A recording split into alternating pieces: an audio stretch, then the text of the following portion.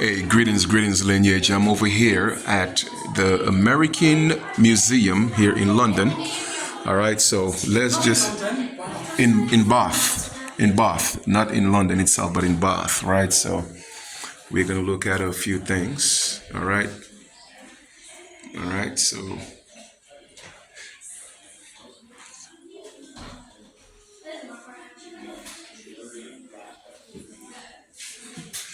okay, so we have Abraham Lincoln. All right, we have Frederick Douglass, and of course Pocahontas. You know, we all know that's not Pocahontas, and we know that's not Abraham Lincoln, but we'll get into that another day. All right, so Appalachian Mountains. So the Appalachian Mountains goes all the way from Canada all the way, through, the east and west part of the United States, right? So you had a lot of the French trappers coming down into the U.S., marrying indigenous women. So you have the Rocky Mountains right here. Okay.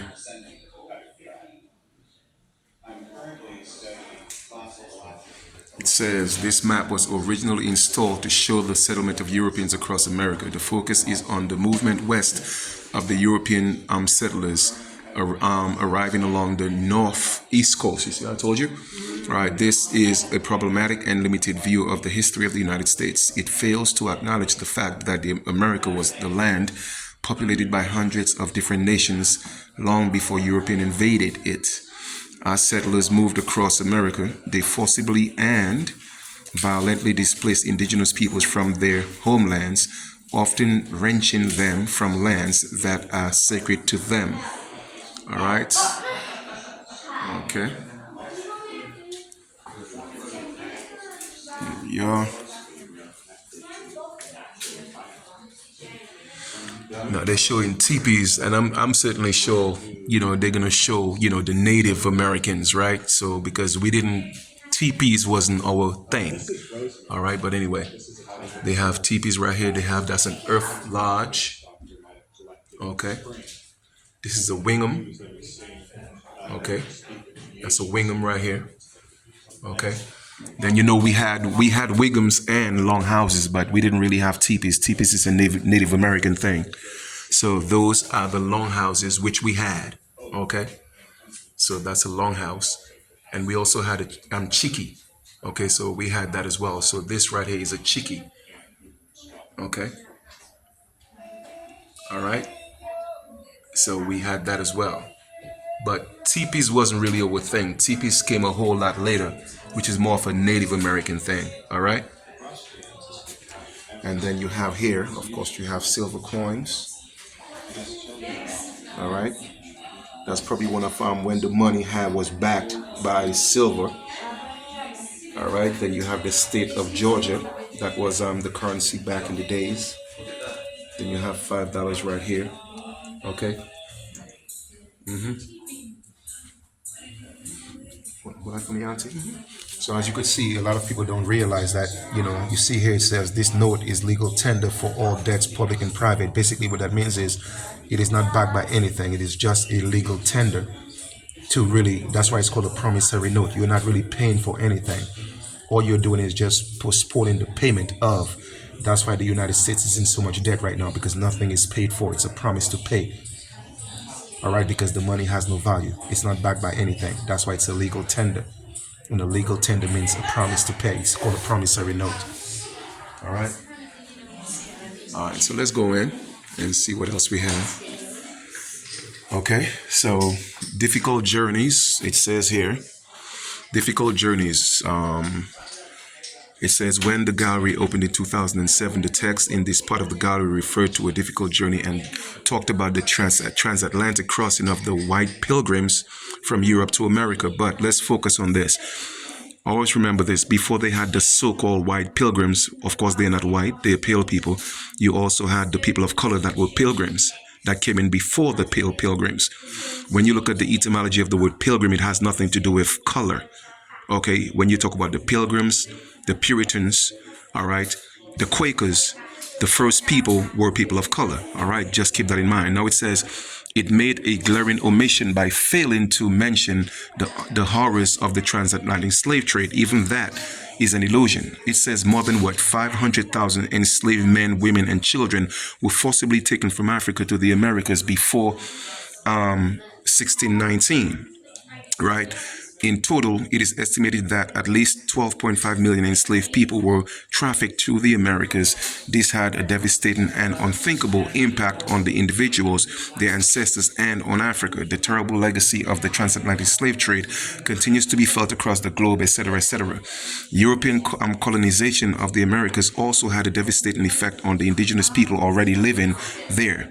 Many indigenous people were enslaved and forced to work under the same brutal conditions as enslaved Africans. Huge numbers died because of diseases, conflict, and violent displacement from their ancestral lands. Well, let's keep that in mind. Remember, like I told y'all before, right? When we're talking about it wasn't pale Europeans. So if they lied about the pale Europeans being the ones coming into the Americas to enslave people, what make you think they wouldn't lie about the people coming from Africa? So that is an exaggerated lie. All right. So anyway, those are just different, tools and what have you. What do they have in here? Partner. Okay. All right. It says, did you know? It says, did you know? Passengers on the Mayflower packed items that were precious to them. One traveler could not bear to leave behind a book for valued highly a complete history of Turkey. Another took a 25 show. Just basically, those were tools from that was on the Mayflower, so to speak. All right, so that's what this is. What do we have here? Okay.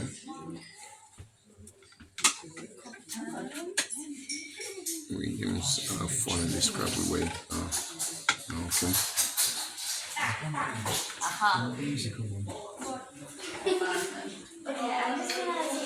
All right, the wild folk of the Wild West. Buffalo Bill. They have an image of Buffalo Bill right here. Okay. They have Cattle Drive. It says right here, the wild folk of the Wild West. It says most cowboys were young Anglo Americans, but many others were Hispanic, African, and Native Americans. Their work was not glamorous but hard, monotonous, and poorly paid. The cattle boom also lasted from 1865 to 1887. The first long cattle drive took place in 1866 from South Texas along the Chisholm Trail to Abilene in Kansas. At this time, there were about 5 million longhorn cattle in Texas. Cattle were transported east of the rail from Kansas. All right. Then you have some of the guns right here. Okay. Horseshoes. Okay. Those are American horseshoes right here. All right. You could pause the video and read it yourself. Okay.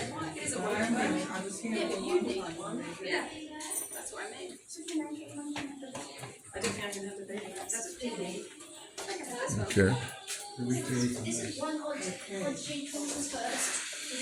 All right, here we have European depictions of Native Americans. Now you see what it says, right? European depictions of Native Americans. Now what does that mean? That is their perspective on what a Native American is. We all know these people are not the original people of the Americas, but let's read. It says, the first European portraits of Native Americans promoted the idea of the noble savage. Later, when European land seizures had to be morally justified, Native Americans began to be depicted as more savage than noble. For the purpose of propaganda, the Indian was refashioned in the public imagination as a bloodthirsty brute whose annihilation was necessary for the sake of progress. For Europeans' convenience, the diversity of the many Indian nations was reduced to the dime novel novel stereotype of the plains warrior from the mid 1800s. As the century neared to conclusion, declining birth rates and high levels of mortality suggested that Native Americans would soon be extinct. No longer a threat to European expansion, artistic representations of the Indians again shifted to the noble portrayal. Photographers, for the most part, crafted lyric portraits that would satisfy European expectations of the noble Indians rather than leaving their studios to record devastating ways of life. So like I said, once again, that is the pale-skinned European version, all right, of how they depict the Native Americans. Just like how it were in 1492, it were people of color that came into the Americas, but you will not see that. The pale race will take the credit for them coming into the Americas and causing that devastation. But no, it was not them. So everything had to be replaced. Since America was called the New World, everything had to be new, including the original indigenous copper-colored aborigines, which are actually us. All right? Just so y'all know that. Okay? Now here we have Reinhardt and the Maurer. Okay?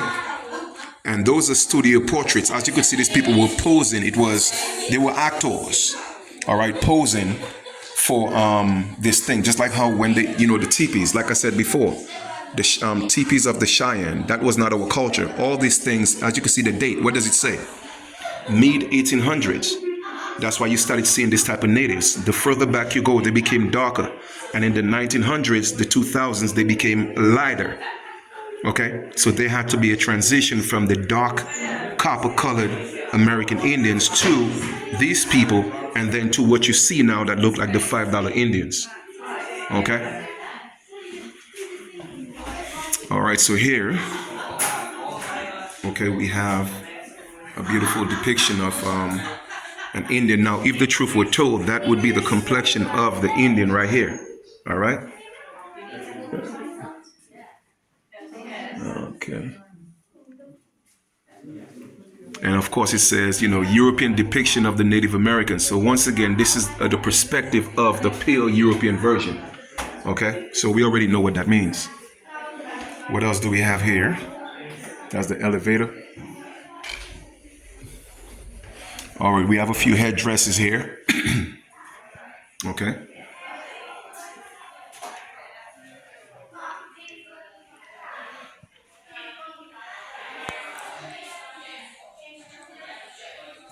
Okay. That's a cool headpiece, though. Mm-hmm. So let's see who that is. Mm-hmm. So that's just depicting the headpiece and yeah.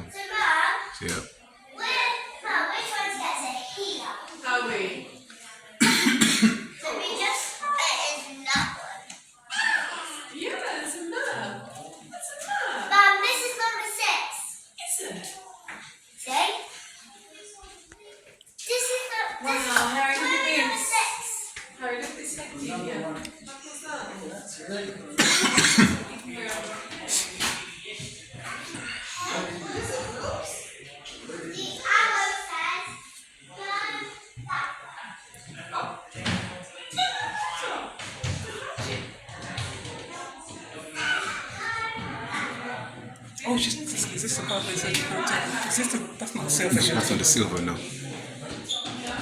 And also we tried to get some hit there.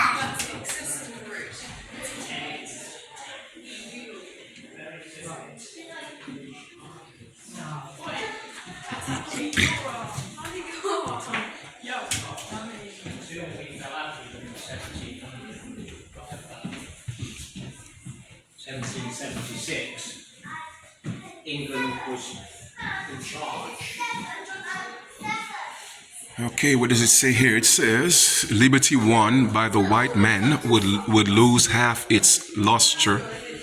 Who would be free themselves must strike the blow. Frederick Douglass.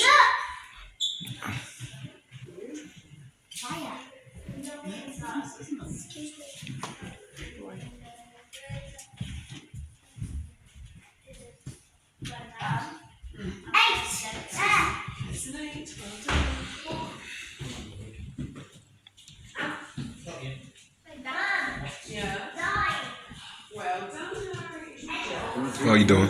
Yeah, just no, okay.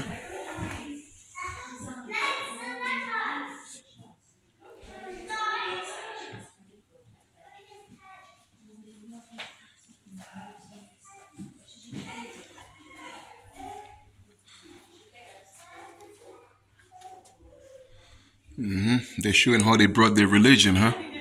The indoctrination, right? Yep.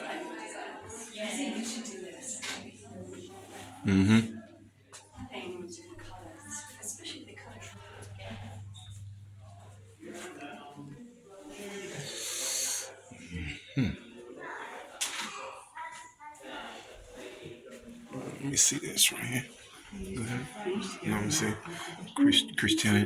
Christian iconography came to the New Mexico with the Franciscan missionaries. As the Catholics were embraced by those living on the New Mexican frontier, demand for religious icons for home use increased. The limited number of Mexican sanctuaries available and high.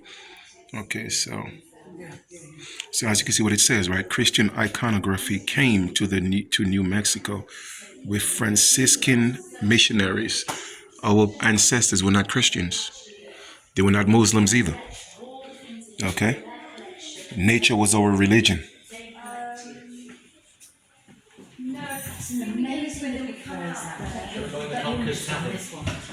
America's not like a blanket, one piece sitting blue.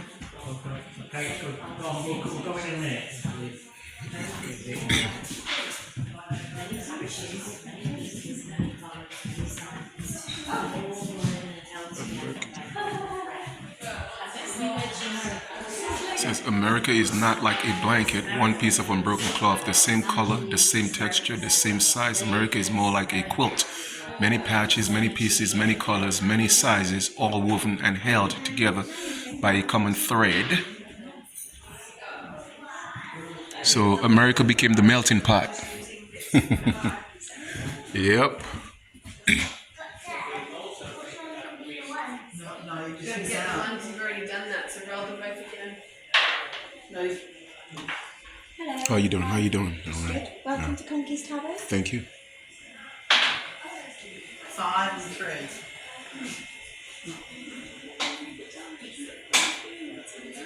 Hi, welcome to Conky's Tavern.